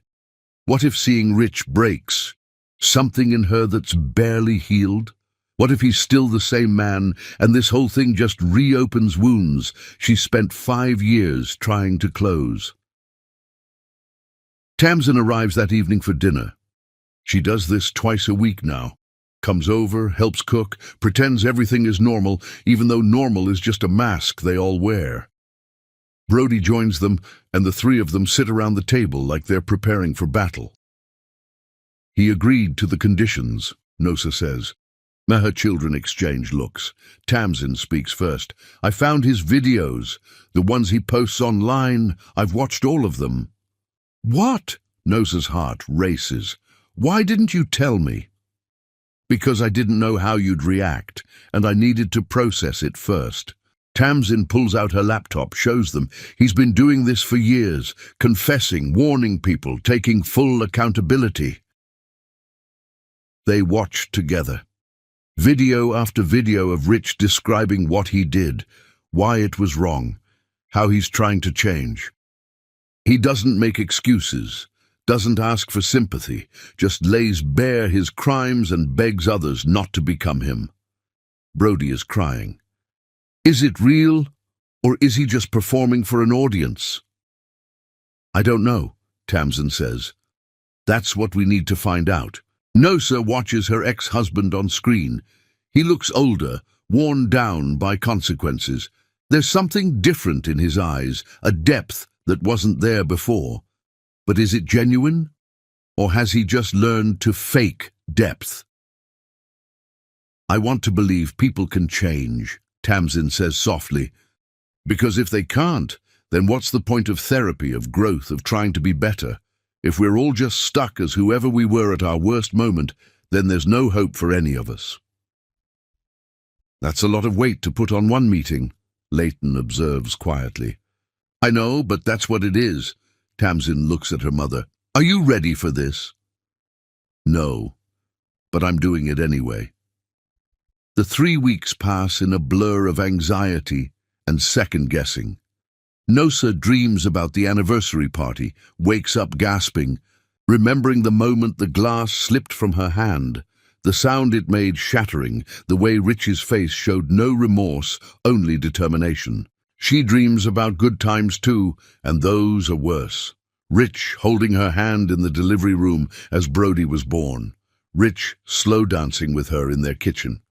Rich laughing at her jokes, kissing her forehead, saying, I love you, in ways that felt real. Were any of those moments true, or was she living in a performance the entire time? The day of the appointment arrives. Nosa dresses carefully, not too formal, not too casual. Armor disguised as normalcy. Tamsin picks her up, and they drive to Brody's apartment to collect him.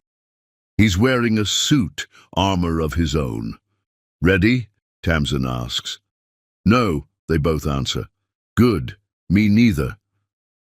They drive to Dr. Philomena's office in silence. The building is modern, glass and steel, The kind of place that's supposed to feel safe but just feels cold. The waiting room is empty, except for one man sitting in the corner, head bowed, hands clasped like prayer. Rich. He looks up when they enter. His face, oh, his face. It's aged decades in 5 years.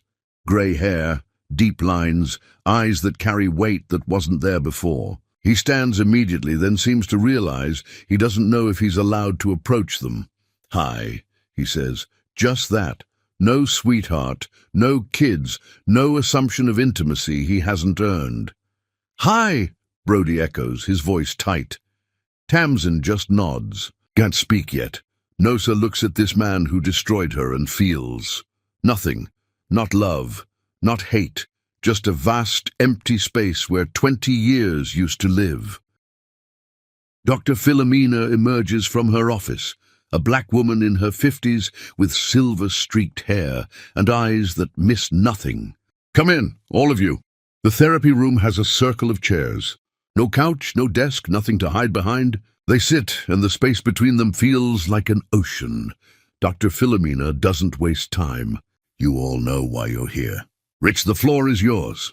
Say what you need to say." He opens his mouth, closes it, opens it again. Finally, "I'm sorry. That's not enough. I know it's not enough, but it's true. I destroyed everything beautiful in my life. I hurt the people I love most in the world. And I did it on purpose, over years, with calculation and cruelty." Tears stream down his face, but he doesn't wipe them away. Just sits in his pain, letting them see it. "I'm not asking for forgiveness. I'm not asking you to understand. I just need you to know I see what I did. All of it, every piece of damage. And I'm spending my life trying to make sure no one else becomes what I was."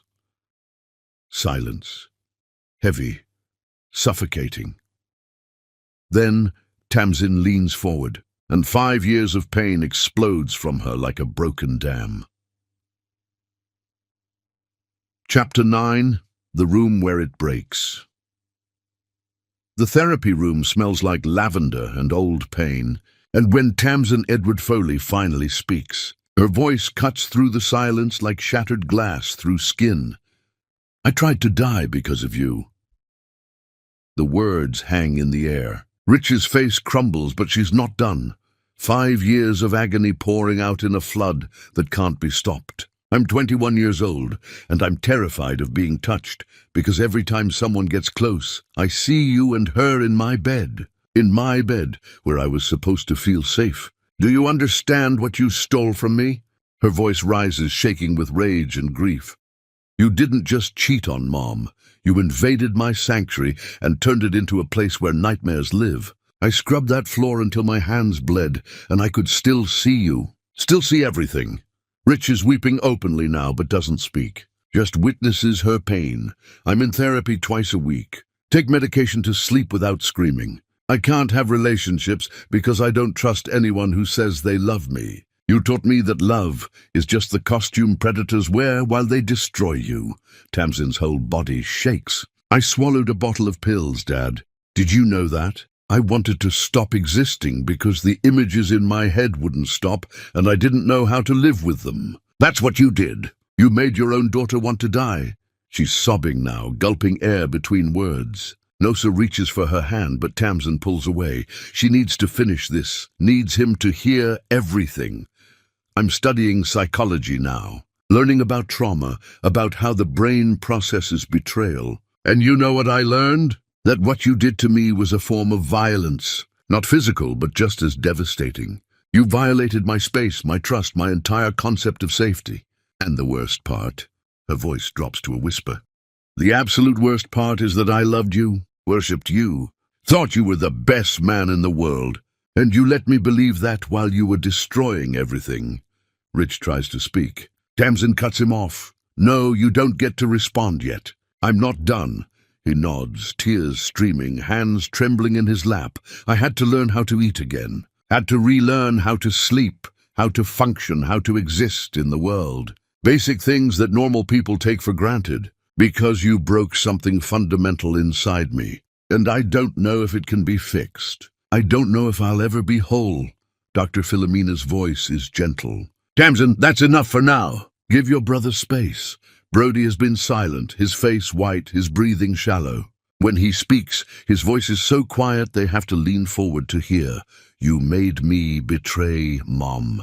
5 words, devastating in their simplicity. I was 19, still your son. Still believed you were a good man. And you turned me into your accomplice. Brody's voice cracks. You made me keep your secret. Told me I was protecting Mom by not telling her. Made me believe that lying to her was an act of love. He looks directly at Rich for the first time. I've thought about killing myself, Dad, multiple times.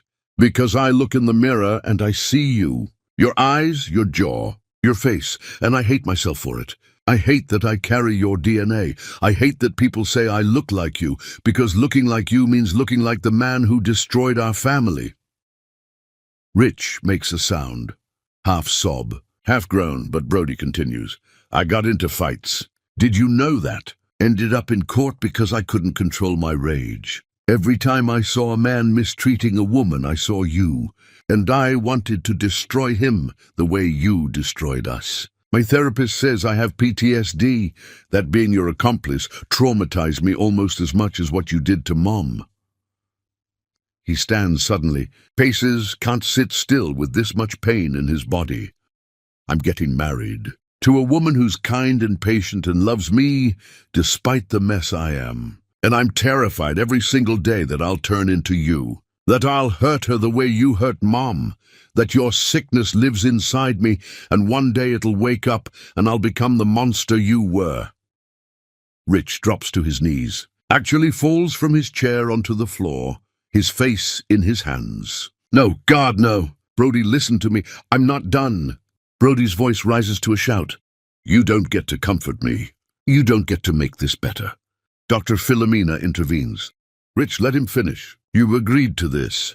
Rich nods, stays on his knees, his whole body shaking with sobs he's trying to contain.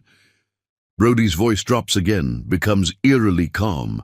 I work at a domestic violence shelter now. Community service at first, but I stayed because I needed to understand what you did. Needed to sit in rooms with women who survived men like you. And you know what I learned? He looks at his father on the floor. I learned that I'm nothing like you. That being manipulated doesn't make me a manipulator. That I was a victim too, not just an accomplice. But it took 5 years of therapy and working with survivors to understand that. 5 years of my life spent recovering from what you did to me. His voice breaks completely. I want you at my wedding, Dad. I want my father there when I get married. But I don't know if you're my father anymore. I don't know if the man who destroyed us is the same man sitting here now. And I don't know if wanting you there makes me weak, or if it makes me someone who's brave enough to believe in second chances. Silence. The kind that presses against your eardrums. Nosa hasn't spoken yet. She's been watching Rich, studying his reactions, trying to determine if this grief is real or performed. She knows manipulation now, studied it, learned the tells. She doesn't see performance. She sees genuine devastation, but devastation isn't enough. Regret isn't transformation. My turn, she says quietly. Everyone looks at her. This woman who held them all together while falling apart herself. This woman who worked double shifts and finished her residency and learned to smile again. This woman who survived. I need to ask you something, Rich, and I need the truth. Complete honesty, even if it destroys you. He looks up from the floor, his face ravaged by tears. Anything. Did any of it mean anything? Her voice is steady despite the earthquake inside her chest. Our wedding day when you cried during the vows. When I was in labor with Brody, and you held my hand for 18 hours. When my father died, and you held me through the night. When you gave me that necklace and said, to my forever. She pauses, gathering courage for the question that's haunted her for 5 years. Was any of it real? Or was our entire marriage just a performance while you waited for something better to come along? Rich is silent for so long she thinks he won't answer. Then till it was real, all of it, every moment. His voice is raw, scraped clean of any pretense. I loved you more than I knew how to love, more than I'd ever loved anyone. You are the best person I've ever known. Brilliant and kind and patient with my mother when she was dying, patient with me when I was impossible, patient with everything. He wipes his face with shaking hands. But I loved myself more. That's the sickness. I loved you, genuinely loved you, and still chose to hurt you because I loved my ego, my needs, my wants, more than I loved your well-being. That's what makes it so terrible. The love was real, but it wasn't enough to stop me from being selfish. Nosa absorbs this. It's somehow worse than if he'd never loved her at all. Because it means love isn't enough. Means you can love someone and still destroy them. The man who loved you did exist, Rich continues. He was just buried under so much entitlement, so much selfishness, so much ego, that he couldn't breathe. I suffocated him. And you and our family. You deserved so much better than what I gave you. Yes, Nosa agrees simply. I did. More silence. Dr. Philomena lets it sit, lets them all process. Finally, Rich speaks again. Can I say something? Not as a defense, just as truth. Dr. Philomena nods.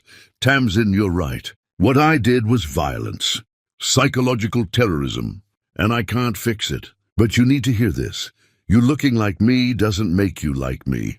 He looks at Brody. Having my face doesn't mean carrying my sickness. You're not me. You're a good man who was hurt by a bad one. That's all. Brody sobs. Just breaks down completely. Rich continues, still on his knees.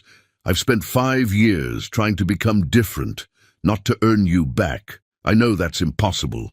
Just so the world has one less person like me in it. I work at shelters, counsel young fathers, speak at high schools, post videos warning people not to become what I was, not for redemption, just because it's the only good thing I can do. He looks at each of them in turn. I'm not asking for forgiveness. I'm not asking you to forget.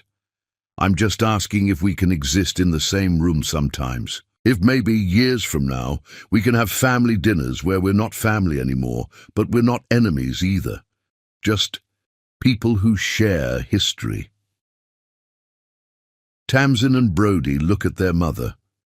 She's the one who has to answer this. Nosa takes a breath. I will never love you again. Rich nods. I know. I will never trust you. We will never be what we were. I know. But the word hangs. For our children, we can try to exist in the same space. Maybe have family dinners eventually. Be co-parents who respect each other's existence. Nothing more? His face breaks with relief and something else. Not hope exactly, just gratitude for the smallest mercy. That's more than I deserve, he whispers. Thank you. I'll spend the rest of my life being worthy of even this. Tamsin wipes her face with the back of her hand. 1 dinner a month, with my therapist present at first. If you say anything manipulative, we're done. I understand. Brody nods slowly. Same. And you're coming to my wedding. But you sit in the back. You don't walk me down the aisle. That's Mom's job now. You don't give a speech. You just sit there and witness that I found love, despite what you taught me about it. I'll be there, however you need me to be. Dr. Philomena speaks for the first time in a while. This is good work, hard work, but good. I want to see all of you again next month. Same time, we'll process how this first meeting went and decide on next steps. They stand. The movement feels strange, mechanical. Nosa gathers her purse, her children flanking her like guards. Rich stays where he is on his knees until they reach the door. Then his voice stops them. I love you all, I always did. I just didn't know how to show it. I'm learning now. Finally. Nosa turns back one last time. Looks at this man who destroyed her, who spent 5 years trying to become something better. Love isn't what you feel, Rich. It's what you do. Remember that. I will. They walk out together, not a family restored, but broken people who've chosen healing over hatred. In the parking lot, Tamsin suddenly wraps her arms around her mother and sobs. Brody joins them and they stand there, the three of them holding each other while the world moves around them. "Did we do the right thing?" Tamsin asks. "I don't know," Nosa admits, "but we did the brave thing. That's enough for today." Leighton is waiting at Nosa's apartment when she gets home. Takes one look at her face and pulls her close without asking questions, just holds her while she shakes. "How do you feel?" he finally asks. "Empty, full, broken, whole, I don't know, everything at once." "That's normal." "Is any of this normal?" "No, but you survived it. That's what matters." That night, Nosa dreams about the anniversary party again. But this time, when the glass shatters, she doesn't freeze. She walks out with her head high, her children beside her, and when she looks back, Rich is alone in an empty ballroom, finally understanding what he's lost. She wakes feeling something she hasn't felt in 5 years, not peace exactly, but the possibility of it, somewhere in the distance, waiting. Chapter 10. The Beginning, After the End. Sometimes healing doesn't look like happiness. It looks like broken people choosing to exist in the same room without destroying each other further. And maybe that's the bravest form of love. The first dinner happens 6 weeks later. Neutral territory, a quiet restaurant where nobody knows them. Tamsin arrives with Dr. Larkin. Brody brings Esme, who squeezes his hand under the table. Nosa comes alone. Leighton offered to join, but she needed to do this without armor. Rich is already there when they arrive, sitting in the corner booth looking terrified. He's wearing a simple shirt, nothing fancy. Doesn't want to seem like he's trying too hard. When they slide into the booth, he doesn't stand, doesn't reach for hugs, just nods. "Thank you for coming." The meal is awkward, stilted, long silences punctuated by careful small talk. Tamsin asks about his work. He describes the shelter, the counseling, the speaking engagements. Doesn't embellish. Doesn't make himself sound heroic. Just states facts. Brody talks about graduate school, about his research on family trauma. Rich listens without offering advice, without trying to parent. Just listens. Halfway through, Tamsin excuses herself to the bathroom, comes back with red eyes but steady hands. "This is harder than I thought." "We can leave," Nosa offers. "No, I need to do this." She looks at Rich. "Tell me about Mom's necklace, the one you gave her that morning." Rich's face goes pale. "The pearls? Did you mean it? When you said, 'to my forever'?" "Yes, I meant it. I just didn't understand what forever required, didn't understand that forever means choosing someone, even when it's hard, even when something shiny and new tempts you. I failed at forever, but the intention was real." Tamsin nods slowly, processing. "I needed to know, needed to understand if anything was real. The love was real. I was just too broken to sustain it." They eat in silence for a while. Then Brody asks, "Do you still have Mom's old recipe book, the one from her grandmother?" Rich looks stricken. "I gave it to your Aunt Adeyemi. Thought you'd want it kept safe. Can I have it back for Esme? She wants to learn Mom's cooking." "I'll get it to you this week."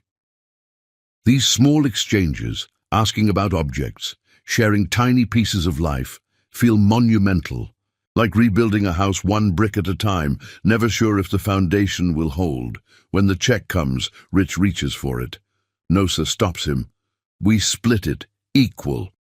"But equal. We're not family anymore. We're just people sharing a meal." He nods, accepts this new reality.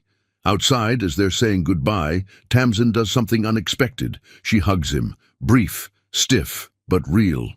"See you next month," she says. Rich breaks down in the parking lot after they leave, just stands. Beside his car weeping because his daughter touched him, and it's more than he deserves, more than he dared hope for. Months pass. Dinners become easier, less fraught. Brody's wedding approaches. Rich helps from a distance, contributes financially without being asked, never inserts himself into planning. The day arrives, and he sits in the back row exactly as instructed, watching his son marry a good woman who treats him with kindness. When Brody and Esme exchange vows, Rich weeps quietly, not for himself, for the joy of witnessing his son break the cycle, choose better, become the man Rich never was. At the reception, Tamsin approaches him. Want to see the photo booth? Pictures? They look through silly photos of the wedding party, and for a moment it feels almost normal. Almost like they're father and daughter instead of survivor and perpetrator. Thank you for being here, Tamsin says. Brody needed this. Thank you for letting me. She studies his face. You're different, really different. It's strange. I keep waiting for the mask to slip, for the old you to come back. But I think maybe the old you is actually dead. I hope so. That man deserves to stay dead. Nosa watches from across the room, Leighton's arm around her waist. She's wearing blue, her favorite color, one Rich never liked.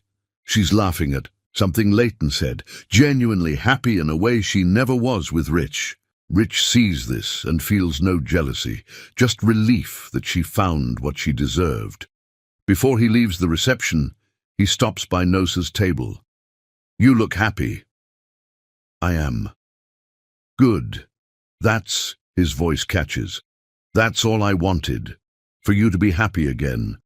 I know you think this is closure. It's not. I still hate what you did, still carry it every day. I know. But I'm learning that hating you and being happy aren't mutually exclusive. I can do both. That's fair. She looks at him, really looks, the way she used to. You've changed. It doesn't erase anything, doesn't make us family, but you've changed. I'm trying. Keep trying. For the next person you might hurt if you stop.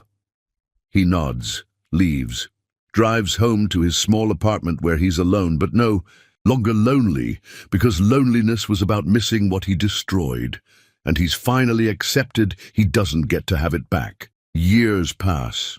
Not quickly. Each one earned through consistency, through showing up, through never asking for more than he's given. Tamsin finishes her degree, opens a practice specializing in family trauma. She invites Rich to the opening. He sits in the back, watches her speak about healing, about survival, about how damage doesn't have to be permanent. Brody and Esme have a baby, a daughter. They name her after Nosa's mother, a choice that makes everyone cry. Rich meets her when she's 3 months old, holds her with shaking hands, whispers, I'll never let anyone hurt you, I promise. Nosa eventually marries Leighton in a small ceremony. Rich isn't invited, that would be too much, but he sends a card. Congratulations, you deserve every happiness. Thank you for showing me what love should look like. She keeps the card, doesn't respond, but she keeps it.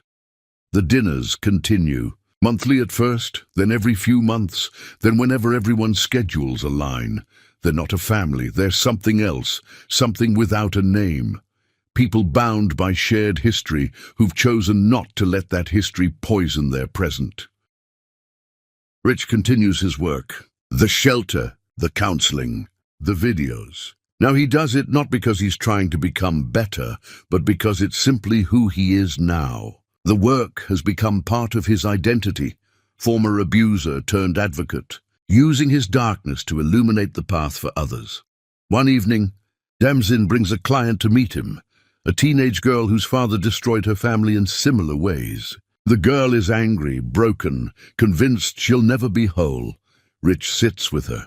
I'm the monster in my family's story. I'm the person who caused the kind of pain you're feeling, and I can't fix what I did. But I can tell you this, your father's sickness isn't your inheritance. You get to choose who you become. What if I become like him? Then you choose again. Every day, every moment. That's the work. The girl leaves looking less hopeless. Tamsin stays. That was good. What you said, did it help? Yes, because she needed to hear it from someone like you. Someone who did the damage and can name it honestly. They sit in comfortable silence. Not father and daughter, but not strangers either. Something in between, something earned through years of consistency. I don't forgive you, Tamsin says suddenly. I want you to know that. What you did still haunts me. I still have nightmares, still struggle with intimacy, still carry it. I know, but I'm glad you changed. Glad you're using what you did to help others. It doesn't redeem you, but it matters. That's all I'm asking for it to matter somehow. She leaves, and Rich sits alone in the shelter's common room, surrounded by photos of survivors, and thinks about redemption. How it's not something given, but something built through years of small choices. How you don't earn it, you just work toward it, knowing you might never arrive. His phone buzzes. A text from Brody. Family dinner next month. Esme wants everyone to meet the baby. Everyone. The word sits heavy in Rich's chest. He's not family, but he's included in the gathering of people who share Brody's blood and history. It's not forgiveness. It's not reconciliation. It's not a happy ending, but it's a beginning. Still. Always. Nosa sits in her living room that same night. Leighton reading beside her and thinks about Rich, about the man he was and the man he became, about whether change is real or just a prettier mask on the same monster. She doesn't have answers, just observations. He's been consistent for 7 years now, hasn't asked for forgiveness, hasn't pushed boundaries, hasn't demanded anything. Maybe that's enough. Not to forget, not to forgive, just to acknowledge that transformation is possible even if it doesn't erase the past. What are you thinking about? Leighton asks, whether people can change. And, today, I think they can become different. Whether that's change or just evolution, I don't know. But different is something. He kisses her forehead. You're allowed to be happy without understanding everything. I know. And I am happy, finally, genuinely, and she is. Despite the scars, despite the memories that still wake her sometimes. Despite knowing that 20 years of her life were built on lies, she's happy. Because happiness isn't about the absence of pain. It's about choosing joy despite it. Somewhere across the city, Rich sits in his apartment writing letters he'll never send. Still, after all these years. Still processing, still trying to understand, still carrying the weight of what he did. He'll carry it forever. That's the price. But he's learned to carry it without drowning, learned to exist in the same world as his victims without demanding their absolution. Learned that some things can't be fixed, only endured. And maybe that's wisdom. Maybe that's growth. Maybe that's as close to redemption as monsters get. The story doesn't end neatly, doesn't wrap up with forgiveness or reconciliation or everyone healed. It ends with broken people choosing to keep breathing, choosing to exist alongside their damage. Choosing small moments of connection over permanent estrangement. It ends with the understanding that healing isn't linear, that forgiveness is optional, that you can acknowledge someone's transformation without absolving their crimes. It ends with possibility, with the radical act of trying, with the brave choice to remain open to change while protecting your scars. Not a happy ending, but an honest one. And sometimes that's the most powerful ending of all.